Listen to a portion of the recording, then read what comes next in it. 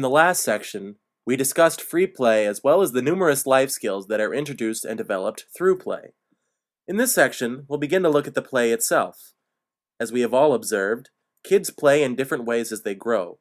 They move through different stages as they mature and learn. Let's take a few moments to look at children's developmental stages. Then, we can explore the different developmental stages of play that accompany them. As infants, children explore the world by using their senses.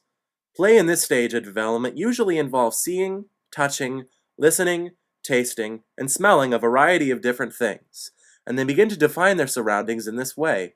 Infants can also begin to discover social interaction with games like peekaboo. When children reach the toddler stage, they are ready to begin playing basic make-believe games, imitating scenes which they personally witness or experience.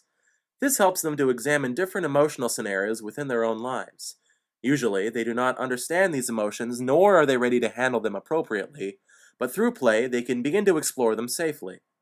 As children begin to understand and cope with their own emotions, such as the panic or fear felt when mommy leaves, children gain self-control, and this skill helps move them into the next stage of development. Up until this point, children have learned about their world mostly through sensory exploration and make-believe games involving personal events.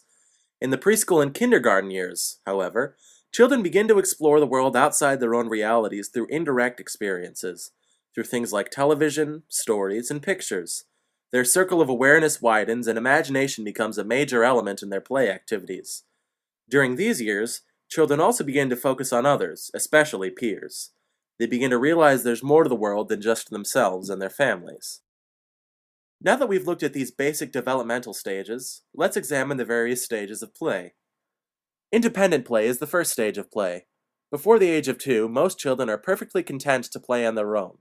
Even though parents may enjoy setting their little ones up on play dates, children do not need to interact with anyone to play. In fact, they could not care less about that.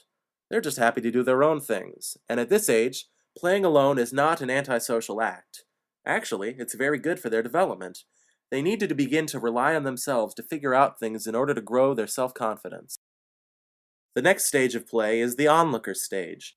As children's circles of consciousness begin to expand, they will begin to watch older children play, sometimes even asking questions or making suggestions, but they will not engage in the activity. They appear to be merely observing, but actually they are doing much more. The onlooker stage teaches young children how to act when it's time for them to join in. They are learning the rules and behaviors that will help them become more successful when they do engage in play. The parallel stage of play may appear around the same time as the onlooker stage. During parallel play, children play side by side, often performing the same activities, but they do not interact with one another. Because of the lack of social interaction as we know it, it may seem like children engaged in this form of play couldn't possibly be having any fun, but they are. Once more, they are learning valuable lessons along the way. They are learning about interaction and socialization. Many times during parallel play, children use the same materials or at least share the same space. Playing side by side in this manner introduces the idea of rules, the concept of sharing, and the notion of fair play. Associative play is the next stage in play development. At around age 3 or 4, children begin to move into this stage of play. They share the same space and materials as in parallel play, but now they begin to interact with one another in a somewhat disorganized way. This is an important distinction, and one that adults should not try to discourage or solve. At this stage, children need to be disorganized and then figure out how to organize. This is an important step for each child's development. If we, as adults, step in and organize things for them during play, then the children will not acquire the ability to do it on their own. When children develop the ability to play in an organized way, they move to the next stage, cooperative play. In this stage of play, children work together and interact in a purposeful way in order to accomplish something together. Most childcare experts try to fill their rooms with toys that will feed this form of play, for it is highly interactive and creative.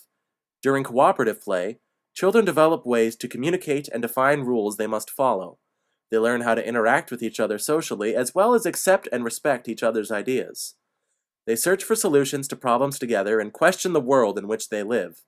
They feed each other's imaginations and go on amazing adventures, all from the comfort of their play area. The cooperative stage of play has several developmental levels within it. The first level is simple sensory exploration, in which children share materials and use them together to accomplish a common goal, such as building a sandcastle or drawing a picture. The next level is the symbolic phase. In this phase, children begin to use their imaginations to transform items in their play environment to meet their needs. As each item is transformed, the rest of the children engaged in play accept that transformation to be true. For instance, if the children are playing store and one of the youngsters uses a cardboard box as a shopping cart, the rest of the children will accept it as such. No one needs to say, "This cardboard box is my shopping cart." Just using it as one transforms it. The last level of cooperative play is the language phase. As children become more skilled and confident with language, they begin to substitute words for actions, and slowly, play begins to center around language. At this point, children begin to favor more structured, more verbal forms of play. A brief note, it's not that children haven't communicated throughout the other stages of play up to this point, it's that children haven't relied on language for their communication. At around age 5, children have become proficient with language and tend to move into the last stage of play, competitive play. As the name of this stage implies, children compete with one another in competitive play, both physical and mental. They understand how rules work and begin to actually crave playing within their boundaries. Healthy competitive play is an important part of childhood development. It teaches children about taking turns, fosters self-esteem, builds strategy awareness, develops the ability to handle loss, and helps build friendships. One word of caution, however. Too much competition or unhealthy competitive play can lead children to see their playmates merely as opponents and teach them the unhealthy lesson that winning means everyone else is a loser. These stages of play do build upon the skills learned in the last stage, but children are not forced to engage in just one type of play at a time. For instance, once a child moves into competitive play, they may still engage in cooperative play or even independent play. Each stage nurtures different abilities, and as long as children are having fun, play from any stage is a good thing.